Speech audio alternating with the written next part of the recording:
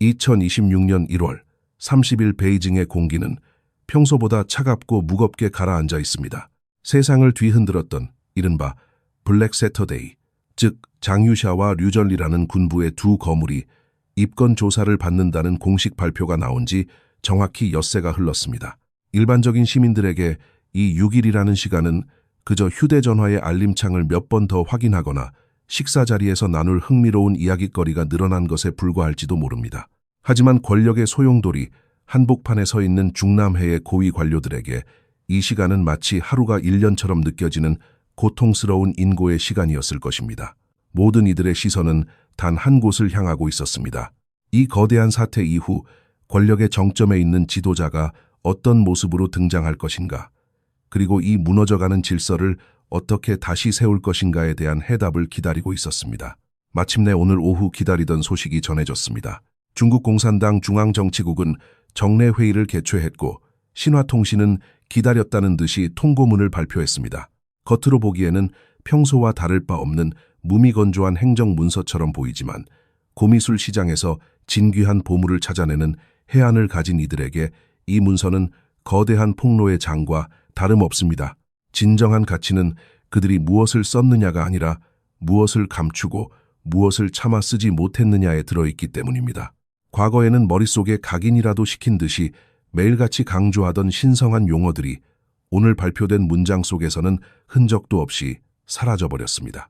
우리는 오늘 이 정치국 회의의 통고문을 정밀하게 분석해 보아야 합니다. 이것은 단순히 한 장의 종이가 아니라 중남해 내부의 권력 기류를 읽어낼 수 있는 천서와도 같습니다. 군이 부주석이 체포되고 군의 실권자들이 몰락한 것은 공산당 정권 수립 이후 극히 보기 드문 대규모 숙청입니다. 이런 천지가 개벽할 상황에서 열린 정치국 회의의 가장 우선적인 임무는 무엇이어야 했을까요? 그것은 바로 충성 서약입니다. 지도자의 결단이 옳았음을 증명하고 전 당원이 그 뒤를 따르겠다는 강력한 의지를 보여주는 것이 상식적인 수순입니다. 하지만 놀랍게도 이번 문서에는 지도자를 향한 찬양의 강도가 예전보다 현저히 낮아졌습니다. 상황을 더 명확히 이해하기 위해 2022년 1월에 통고문과 비교해 볼 필요가 있습니다. 당시에는 제20차 당대회를 앞두고 지도자의 권력을 공고히 하며 연임을 향해 질주하던 시기였습니다. 그때의 문서는 2개의 확립을 견지하고 4개의 의식을 강화하며 4개의 자신감을 확고히 하고 2개의 수호를 완수한다는 이른바 2442 구호로 가득 차 있었습니다. 그것은 관료사회에서 살아남기 위한 통행증과 같았습니다.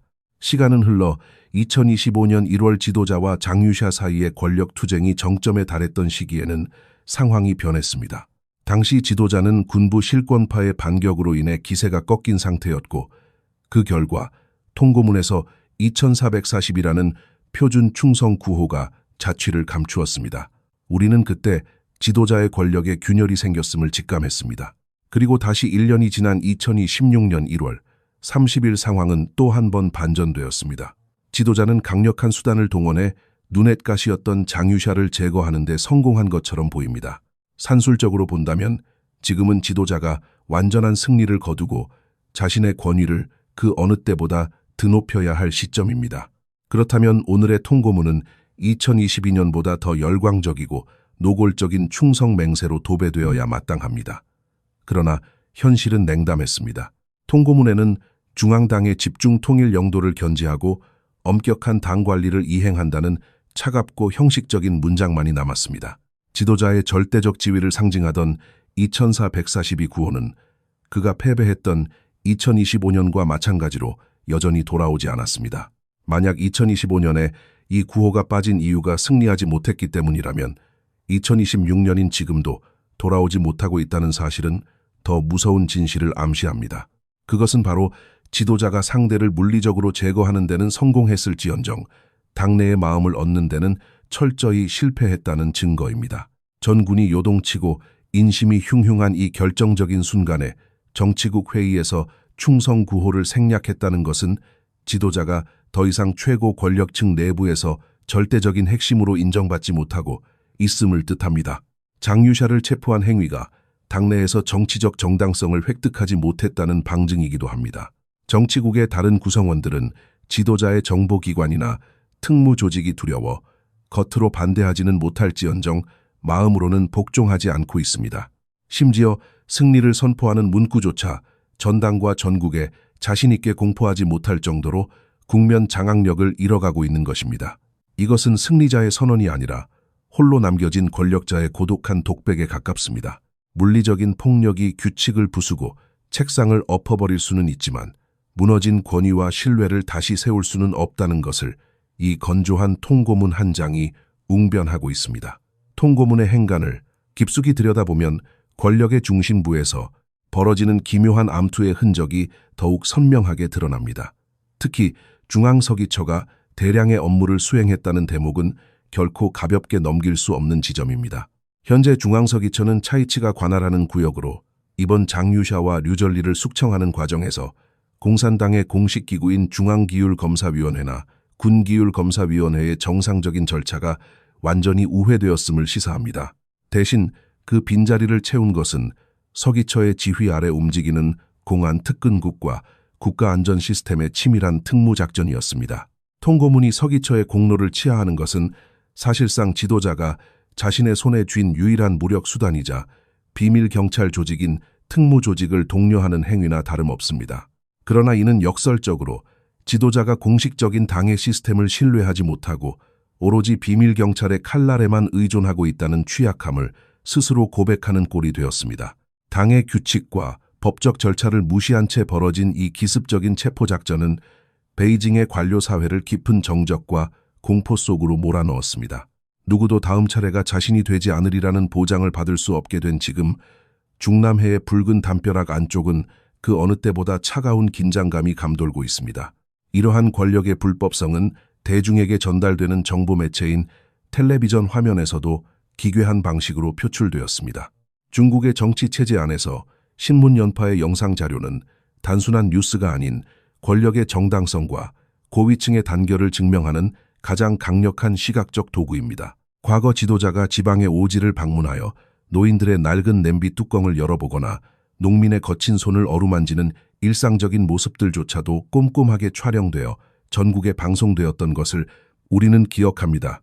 하지만 장유샤와 류전리라는 군부의 핵심 인물들이 사라지고 정치국이 소집되어 충성을 다짐하는 이 엄중한 역사적 순간에 중앙 텔레비전의 화면은 철저히 침묵을 지켰습니다. 저녁 7시 뉴스에서 시청자들이 마주한 것은 주석단의 권위 있는 모습이 아니라 앵커 캉후이와 그의 동료가 1분 30초 동안 무미건조하게 원고를 읽어내려가는 소리뿐이었습니다. 화면 없이 음성만으로 전달되는 이 소식은 보는 이들로 하여금 깊은 의구심을 자아내기에 충분했습니다. 대국적인 차원에서 민심을 달래고 군의 기강을 바로잡아야 할 회의 현장이 왜 영상으로 공개되지 못했을까요? 이는 회의장에 참석해야 할 상무위원 중 누군가가 자리를 비웠거나 현장의 분위기가 카메라를 돌릴 수 없을 만큼 험악하고 혼란스러웠음을 암시합니다. 우리는 여기서 중앙기율검사위원회의 석연치 않은 움직임에 다시 한번 주목해야 합니다. 웹사이트에서 관련 게시물이 갑자기 사라진 것은 이번 숙청이 당내 합법적 절차를 거치지 않았음을 보여주는 또 다른 증거입니다. 장유샤는 정치국 위원이며 류전리는 중앙군사위원회 위원으로서 이들에 대한 조사는 반드시 공식적인 조직체계와 지휘 아래 이루어져야 했습니다. 특히 새롭게 군기율검사위원회 업무를 총괄하게 된 장성민 부주석이 회의에 참석하여 이번 조치가 당 중앙의 정당한 결정임을 선포하고 군부의 동요를 막는 것이 상식적인 수순이었습니다. 그러나 정치국 회의 영상은 고사하고 장성민의 참석을 입증할 그 어떤 시각적 단서도 발견되지 않았습니다. 야전에서 군대를 지휘하는 장령들의 입장에서 보이지 않는 사실은 곧 통제할 수 없는 변수가 발생했음을 뜻합니다. 지도자가 비밀 경찰을 동원해 기습적으로 동료들을 잡아들였을지는 모르지만 당과 군의 법리적 폐쇄 회로를 완성하는 데는 실패한 것입니다. 이제 전국의 각 전구와 부대들은 지도자의 명령이 당에 적법한 절차를 따른 것인지 의문을 품기 시작했습니다. 시각적 증거가 사라진 자리를 채운 것은 의혹과 불안이며 이는 곧 권력의 기반이 모래성처럼 흔들리고 있다는 위험한 신호탄이 되고 있습니다. 정치국 내부의 침묵이 보이지 않는 심해의 압류와 같다면 지방 권력층의 반응은 그야말로 노골적인 관망세라고 할 수 있습니다. 우리는 과거의 역사를 되짚어볼 필요가 있습니다. 과거 지도자가 주융캉이나 링지화, 심지어 총정차이를 숙청했을 때 중국 전역은 어떤 모습이었습니까? 소식이 전해지자마자 전국의 성과 직할시, 자치구의 당위원회는 그야말로 발칵 뒤집혔습니다. 한밤중이라도 상무위원들을 침대에서 깨워 회의를 소집하고 다음 날 아침 모든 지방신문의 일면은 당 중앙의 결정을 결사옹호하며 해당 분자와 선을 긋겠다는 맹세로 도배되었습니다.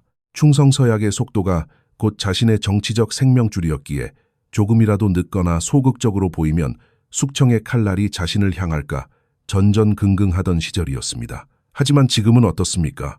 장유샤와 류전리가 체포되었다는 관보가 나온 지 벌써 열흘이 지났고 공식 발표로부터도 엿새가 흘렀습니다. 중국의 31개 성과 자치구 중 단 한 곳이라도 성위서기가 상무위원회를 소집해 결사옹호를 외쳤다는 소식은 들리지 않습니다. 오직 죽음과도 같은 정적만이 대륙을 뒤덮고 있습니다.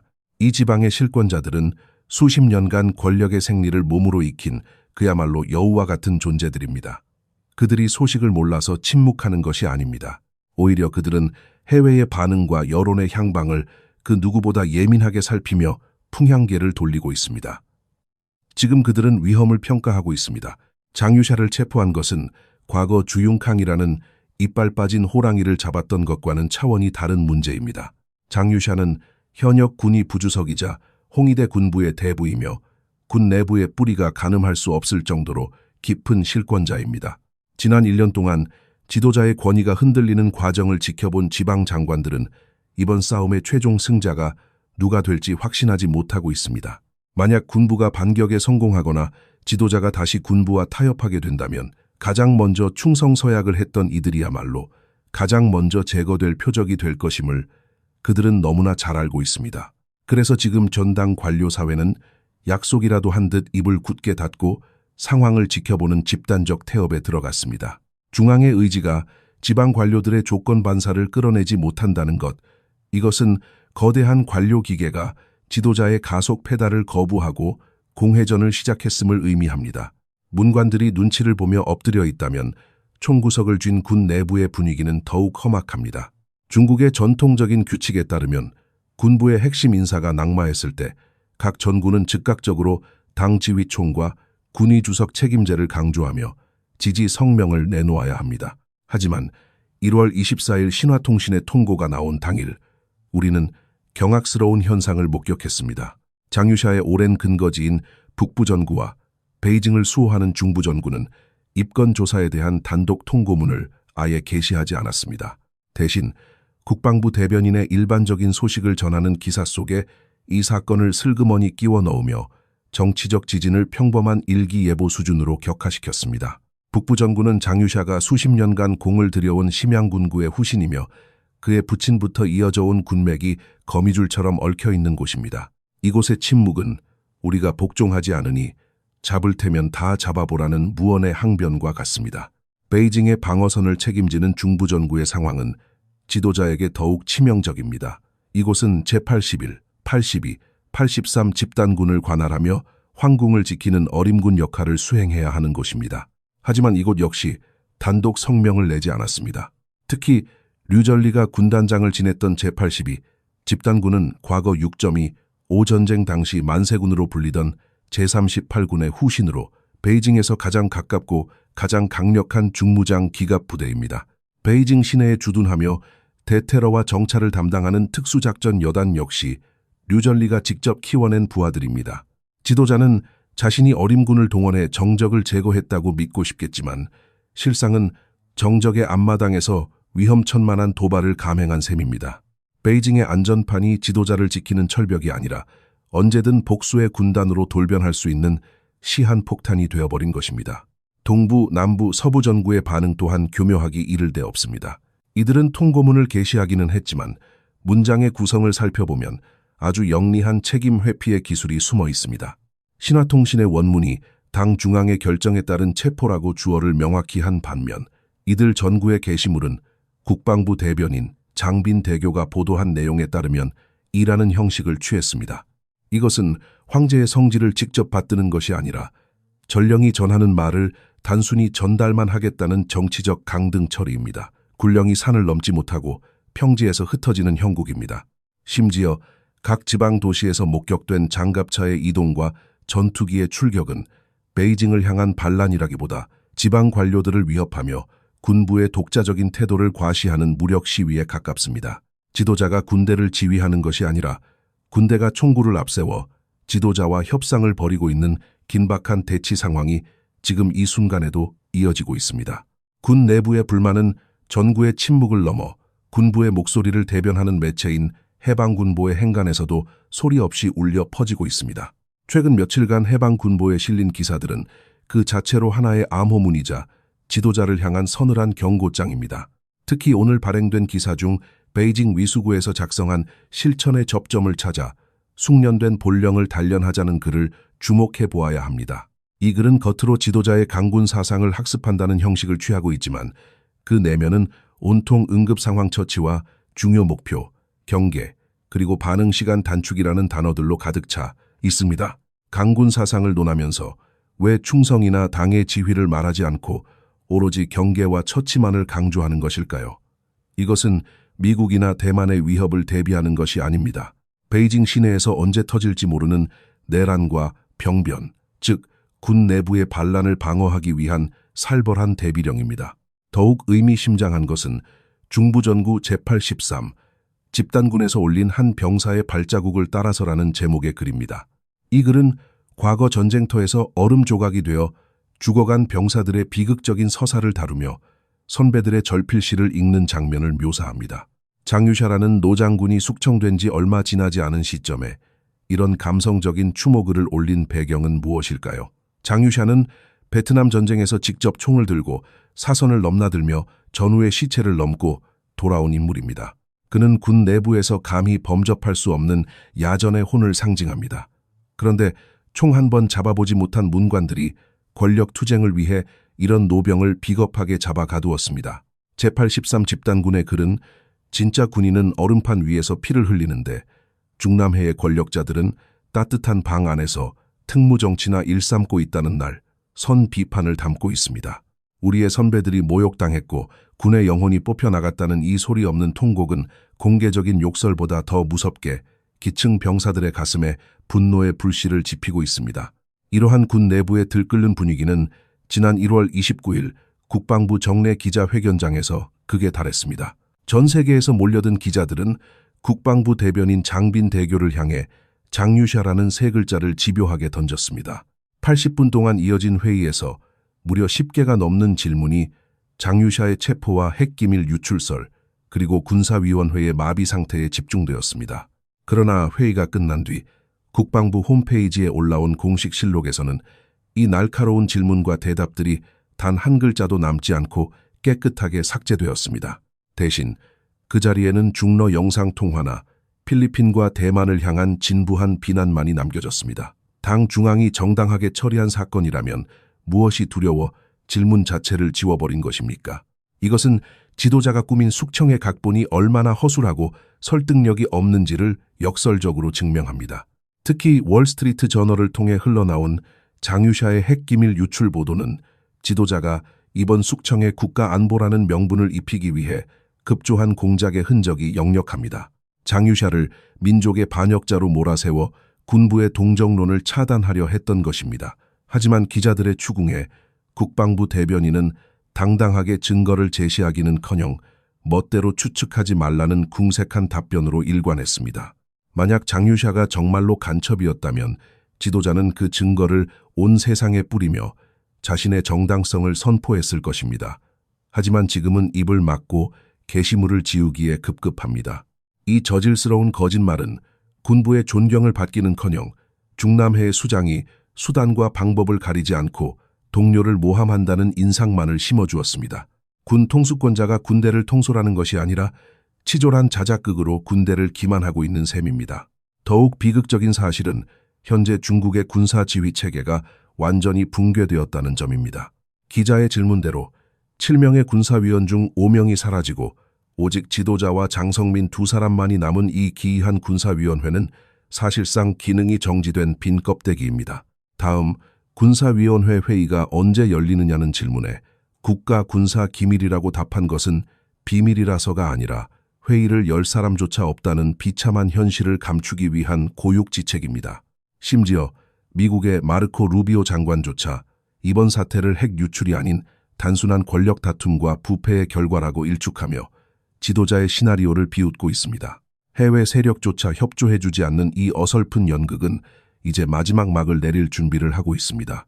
지도자는 물리적인 힘으로 장유샤의 몸은 묶었을지 모르나 군부의 마음과 당의 규칙, 그리고 국제적인 신뢰라는 모든 정치적 자산을 한꺼번에 잃어버린 채 거대한 수렁으로 빠져들고 있습니다.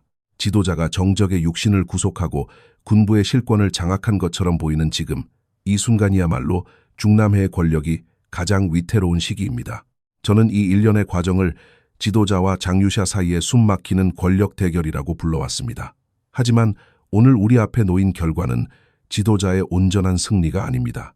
두 개의 확립이라는 강력한 충성 구호가 사라진 정치국 통고문과 입을 굳게 닫은 채 눈치를 살피는 지방 관료들의 태업, 그리고 무엇보다 전후의 고통에 분노하며 침묵으로 항변하는 군부의 기류는 우리에게 한 가지 명확한 사실을 말해주고 있습니다. 지도자는 물리적인 힘으로 상대의 숨통을 조였을지는 모르나 정치적인 명분과 당내의 합의라는 가장 소중한 기반을 스스로 무너뜨렸습니다. 당이 군을 지휘한다는 수십 년 된 규칙은 이제 비밀 경찰이 당과 군을 감시하는 특무 정치로 변질되었고, 이는 조직 내부의 신뢰를 완전히 파괴하는 결과를 낳았습니다.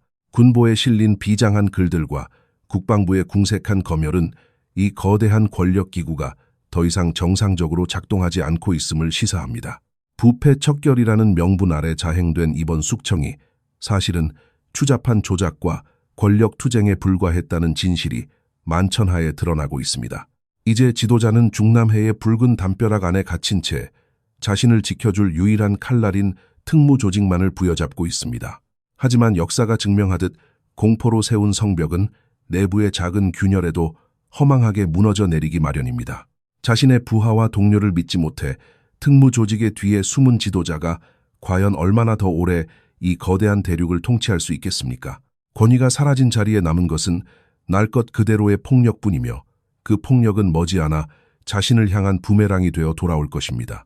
우리가 기대했던 공산당의 중요한 회의들은 이제 그 개최 여부조차 불투명해졌습니다. 군 수뇌부가 마비되고 정치국 위원들이 서로를 의심하는 상황에서 어떤 결정이 내려질 수 있겠습니까? 지금 이 시간에도 베이징의 밤 공기는 그 어느 때보다 차갑고 날카롭게 흐르고 있습니다.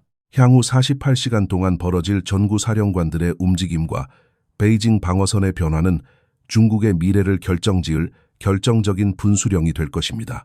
지도자가 강행한 이번 도박이 과연 그를 절대 권력의 자리에 앉힐지, 아니면 제국 붕괴의 서막이 될지 전 세계가 숨을 죽이고 지켜보고 있습니다.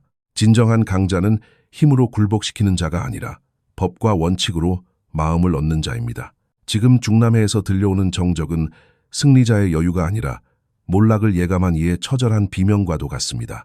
우리는 이 역사의 현장을 묵묵히 지켜보며 진실이 어떻게 권력을 이기는지 끝까지 지켜보아야 할 것입니다.